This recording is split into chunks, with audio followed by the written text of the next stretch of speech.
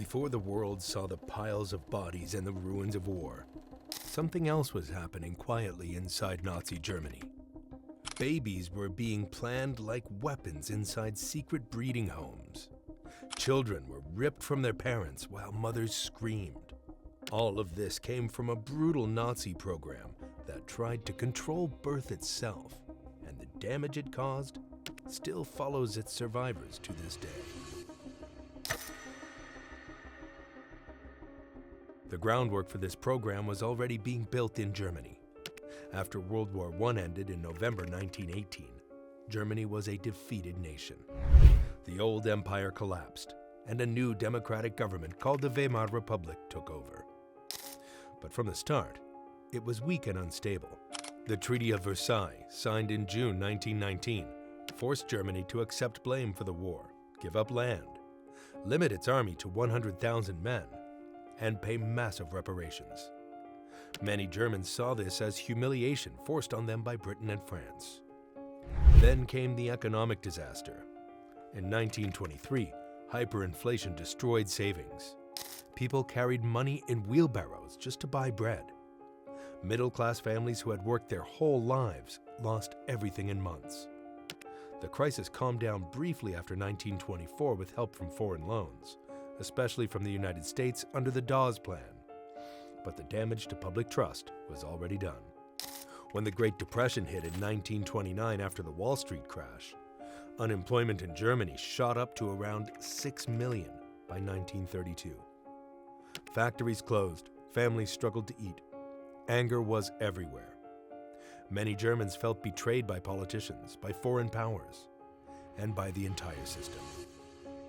In that anger, extreme parties gained strength. One of them was the National Socialist German Workers' Party, led by Adolf Hitler. Hitler was not just talking about jobs and national pride. He was obsessed with race. He believed Germany had not only lost a war, but had been weakened from the inside by what he called racial decay.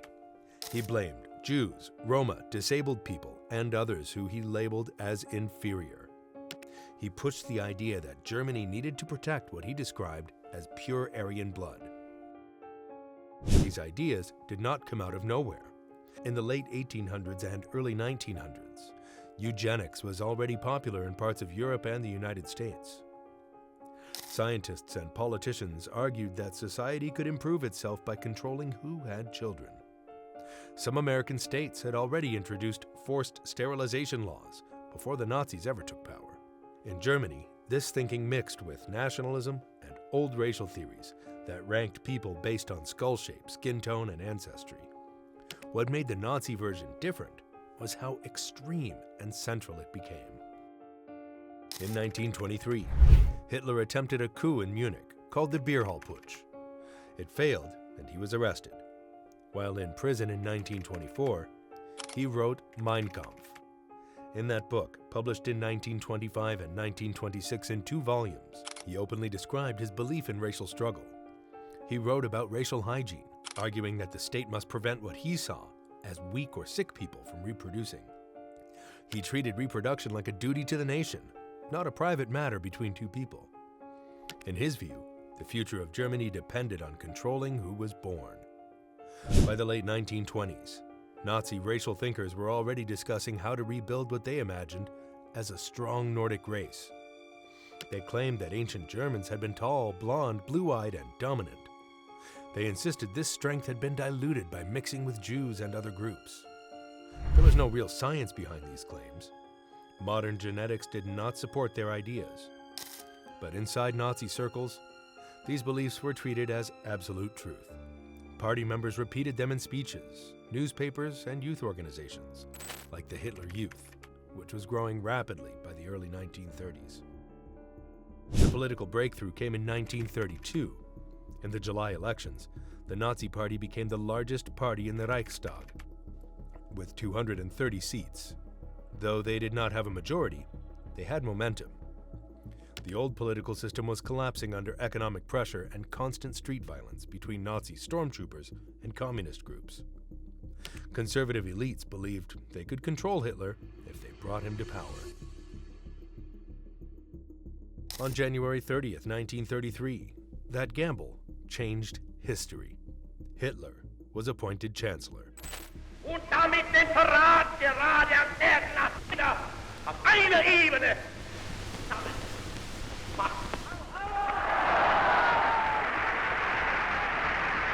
After that, he moved fast. The Reichstag fire in February 1933 gave him an excuse to suspend civil rights. The Enabling Act, passed in March 1933, allowed his government to pass laws without parliamentary approval. Political opponents were arrested. Trade unions were dissolved. By mid-1933, Germany was no longer a democracy. On July 14, 1933, the government passed a law for the prevention of hereditarily diseased offspring. This law legalized forced sterilization for people the Nazis considered genetically unfit. The list was broad. It included people diagnosed with schizophrenia, bipolar disorder, epilepsy, blindness, deafness, severe physical deformities, chronic alcoholism, and what they labeled as feeble-mindedness, a vague term used for people with learning disabilities, or simply those seen as socially problematic. To enforce this law, the regime created hereditary health courts across Germany. These courts were made up of judges and doctors. Cases were brought forward by physicians, hospitals, and even schools. Individuals had little power to defend themselves. Appeals were possible, but rarely successful. Between 1933 and the start of World War II in 1939, around 400,000 men and women were forcibly sterilized. Many were young, some were teenagers. The procedures were often rushed and performed without proper care, leading to infections and in some cases death. At the same time, the regime did the opposite to those it considered racially valuable. They were encouraged to have large families. The government offered marriage loans starting in 1933 to newly married Aryan couples, partly to boost the birth rate. Women were pressured to leave their jobs and focus on motherhood. The slogan, Kinder, Küche, Kirche, meant children, kitchen, church, was promoted as the ideal role for German women. In September 1935, the Nuremberg Laws were announced at the annual Nazi Party rally in Nuremberg. These laws stripped Jews of German citizenship and banned marriages and sexual relations between Jews and so-called Aryans. The law for the protection of German blood and German honor made interracial relationships a criminal offense. Reproduction was now officially regulated by race. The state defined who could love, marry, and have children. To reward large families, the regime introduced the Cross of Honor of the German Mother, often called the Mother's Cross. It was awarded on August 12th each year, the birthday of Hitler's mother. Women who had 4 children received bronze, 6 received silver, and 8 or more received gold. But these medals, loans, and propaganda were not enough for men like Heinrich Himmler, who led the SS. He was not just another Nazi official. By 1934, after the Night of the Long Knives, the SS had become independent from the SA and loyal directly to Hitler. Himmler controlled the police, the concentration camp system, and the racial offices of the regime. He believed the SS was more than a security force. In his mind, it was the future ruling class of Germany, a racial elite that would shape Europe for generations. He talked about the SS as if it were a modern knightly order, built on bloodlines instead of titles. Himmler was obsessed with ancestry. By the mid-1930s, SS officers who wanted to marry had to prove their Aryan lineage back to 1750, later adjusted to 1800 for some applicants. They had to submit detailed family trees. The SS Race and Settlement Office, known as Ruscha, checked church records and birth certificates. Marriages were approved or denied based on racial background. On December 12, 1935, Himmler officially registered an organization called Lebensborn, meaning Fountain of Life, as a branch of the SS. On paper, it was described as a charitable association. In a conservative society where having a child outside marriage carried shame, Lebensborn offered secrecy and protection. That made it attractive to some women, especially those connected to SS men. Women who applied to Lebensborn had to go through racial screening. Their physical features were examined closely. SS doctors and racial experts looked at eye color, hair color, skull shape, height, and facial structure. They compared these traits to what they believed were Nordic standards. If a woman passed the racial checks, she could stay in one of the homes during her pregnancy. The first Lebensborn home opened in 1936 in Steinhuring, near Munich. It was called Heim Hochland. It looked peaceful from the outside, more like a countryside maternity clinic than part of a racial project. Inside, everything was carefully managed. The staff kept detailed records. Birth certificates were handled in ways that protected the identity of the father if needed. The goal was to remove social shame, while quietly increasing the number of children who fit Nazi racial ideas. More homes followed in places like Klosterheide, near Berlin and other parts of Germany. By the late 1930s, the network was growing, but it remained secretive. Many ordinary Germans had no clear idea what Lebensborn really was. Some thought it was just support from others. Others heard rumors about SS breeding programs, but didn't know the details. When Germany invaded Poland on September 1, 1939, and World War II began, suddenly the Nazi regime controlled millions of non-Germans. This changed everything for racial policy. Himmler saw war not just as the conquest of land, but as a chance to reshape the population of Europe. In October 1939, he was appointed Reich Commissioner for the strengthening of German nationhood. That title gave him direct authority over resettlement, deportation, and Germanization policies in occupied territories. Lebensborn now became part of a much larger plan. The program expanded beyond Germany. By 1940, Lebensborn homes were opened in occupied Norway, which the Nazis considered racially valuable because many Norwegians had blonde hair and blue eyes. Himmler believed Scandinavia preserved what he saw as strong Nordic bloodlines. After Germany invaded Norway in April 1940, relationships developed between German soldiers and Norwegian women. The regime encouraged these unions if the women met racial standards. Between 1941 and 1945, around 8,000 to 12,000 children were born in Lebensborn homes in Norway alone. Across all countries, historians estimate that between 20,000 and 30,000 children were born through the program. Norway became one of the largest centers outside Germany, with several Lebensborn facilities operating during the occupation. But the war also pushed the program into something even darker. It was no longer just about encouraging approved births. It became about stealing children. After the invasion of Poland in 1939, Nazi racial officials began inspecting orphanages and even private homes. Teams connected to the SS and the Race and Settlement Office examined children for physical traits they believed were Aryan. Certain facial shapes and body structures could mark a child for removal. Parents often had no warning. Children were taken by force. Some were told they were being sent for schooling. Others were simply removed during raids. This was part of a larger policy called Germanization. Himmler believed that even among populations the Nazis labeled inferior, there might be children with what he considered valuable blood. Instead of killing them, he wanted to absorb them into Germany. Children selected in Poland were transported to special facilities for racial testing. Some passed and were given new German names. Their birth records were changed. They were placed with German foster families or sent to Lebensborn homes. Inside the Lebensborn homes, life was structured and controlled. Pregnant women who were accepted lived in relative comfort compared to the war outside. They received medical care, food, and shelter. But everything was recorded. Ancestry documents were stored carefully. The identity of fathers, especially if they were SS officers, was protected when necessary. Births were registered in coordination with SS authorities. After birth, babies were examined almost immediately. These examinations were based on racial theories that had no real scientific basis.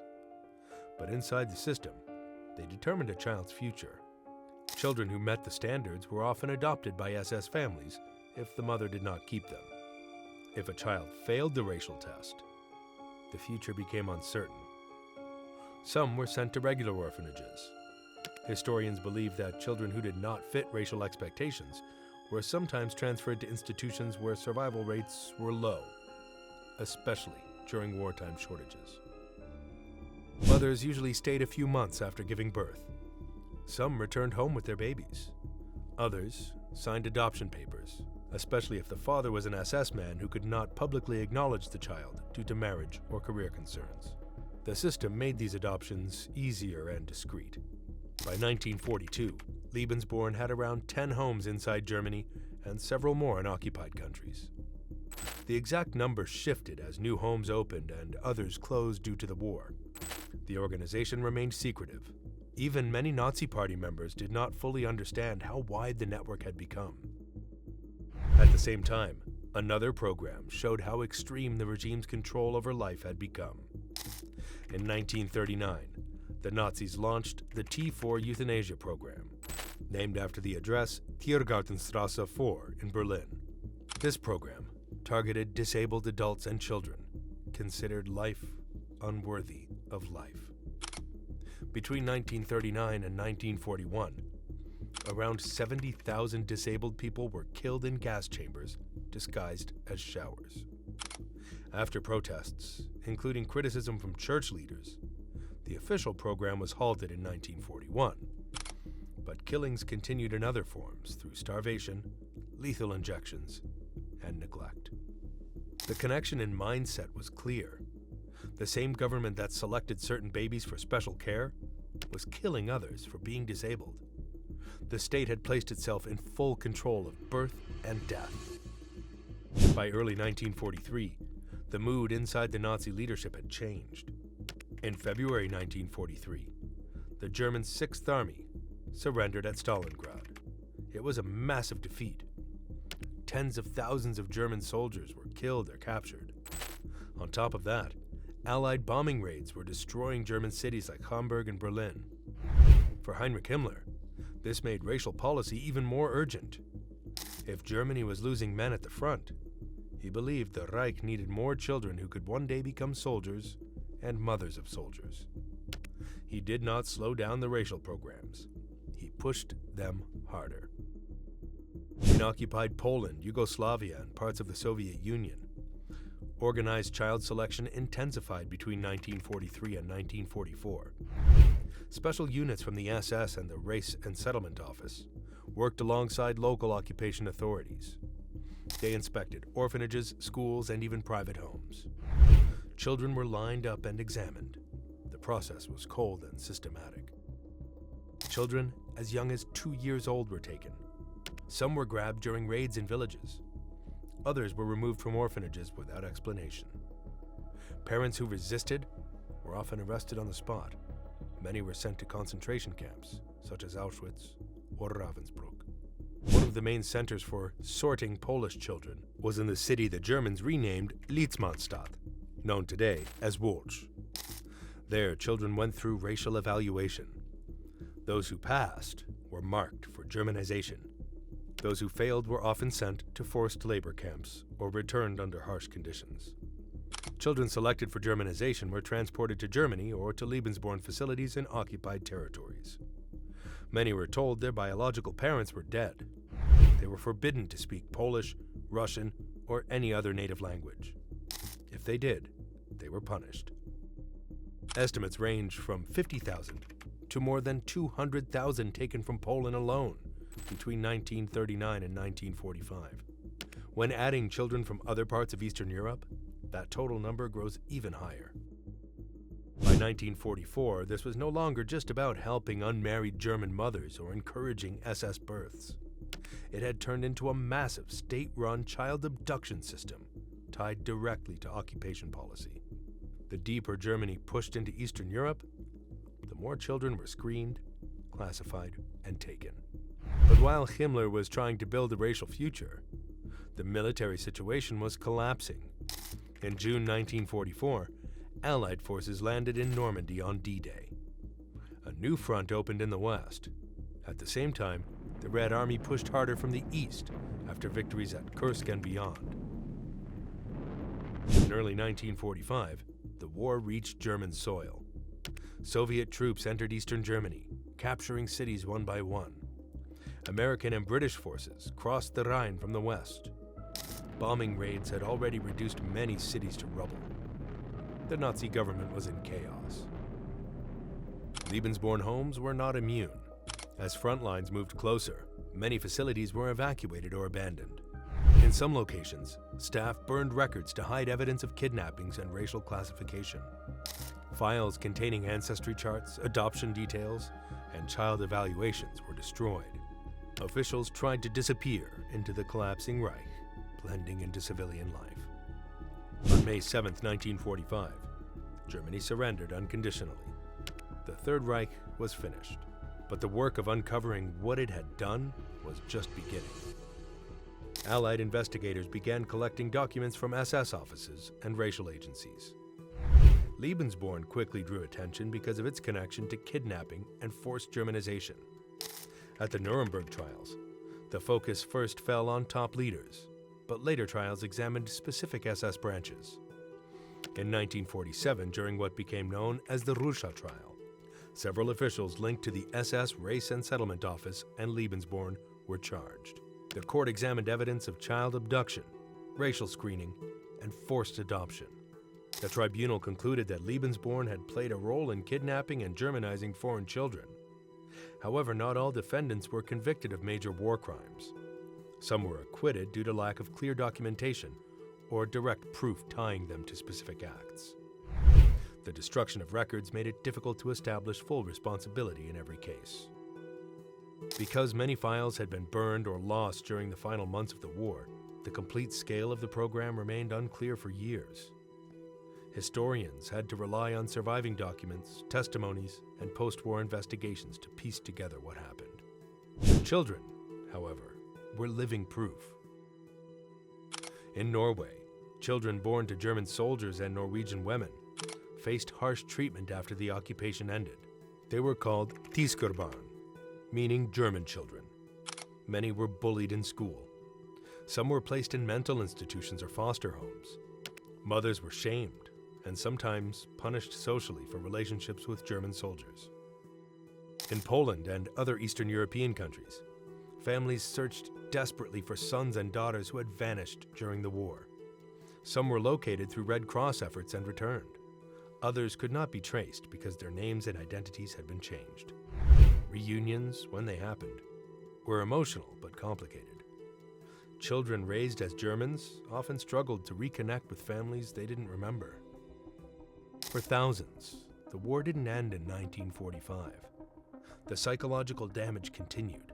Many former Lebensborn and kidnapped children spent years trying to uncover their origins. Some found answers only decades later. Others never did. The Nazi breeding and kidnapping program did not just shape a few years of war, it left scars that lasted a lifetime.